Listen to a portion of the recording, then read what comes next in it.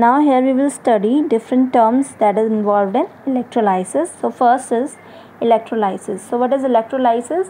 Electrolysis is the process in which we pass the direct current through any solution in the aqueous or fused state, and there will be a decomposition of the electrolyte and it will discharge into ions, and that ions will move to their respective electrodes. Now the decomposition of electrolytes in their fused state by passage of electric current will be like this.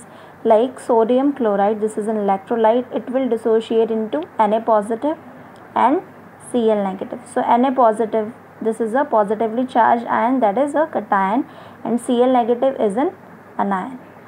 Now the discharge of ion at cathode or anode. Now at the cathode, reduction will take place, and anode, oxidation will take place in this electrolyte. Okay, so at cathode there will be a gain of electron, that is Na positive plus 1E negative. So here is the gain of electron, it means this is a reduction reaction. Okay, so this is reduction. Now at anode, that is a positive electrode, there will be a loss of electron. Cl minus 1 electron means this is a loss of electron, so it will be a oxidation reaction. Oxidation means addition of oxygen and removal of hydrogen in the term of electron. So oxidation means the loss of electrons.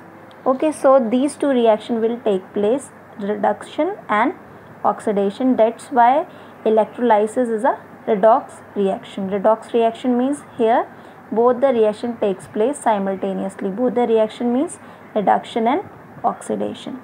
That's why electrolysis, it involves a chemical change, and you can say that is a redox reaction. Now electrolytes and non-electrolytes, this I have already explained you. Electrolytes means the compounds which conduct electricity in their aqueous or molten state. Okay, and non-electrolytes means which do not conduct electricity in the fused or aqueous solution state, and it does not undergo any chemical compositions. Now electrolytes are ionic compounds. Ionic means compounds formed by the transfer of electrons, and non-electrolytes are the covalent compounds, means the compounds formed by the sharing of electrons. Now electrolytes, particles in electrolytes, ions only or ions and molecules. So here only ions or molecules will be there, and here only molecules. Some of the example of the electrolytes are acids like these: HCl, hydrogen chloride, the nitric acid, sulfuric acid, and some of the alkalis like KOH, NaOH, and some of the ionic salts. All these are the examples of electrolytes. And non-electrolytes are pure or distilled water, alcohol, kerosene. All these are the non-electrolytes. Now the next is the strong electrolytes or the weak electrolytes. Now strong electrolytes, as the name indicates, they are the electrolyte which will allow a large amount of electricity to flow through them, and they are the good conductor of electricity. So they allow a very large amount of electric current, or you can say electricity, to flow through them, and they are very good conductor of electricity, and they completely dissociate in their aqueous solution or fused state, and the ions are the main particle in the strong electrolyte. Some of the examples are all the strong acids and the bases and most salt of strong acids are the example of the strong electrolytes. And weak electrolytes means they will allow only a small amount of electricity or electric current to pass through them, and they are the poor conductor of electricity.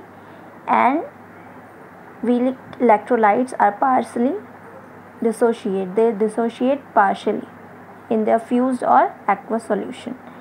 And particles in weak electrolytes are generally ions and unionized molecules.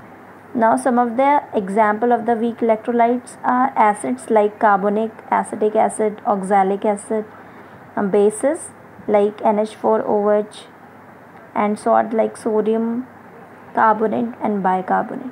So these are some of the terms involved in electrolysis. There are some other terms also.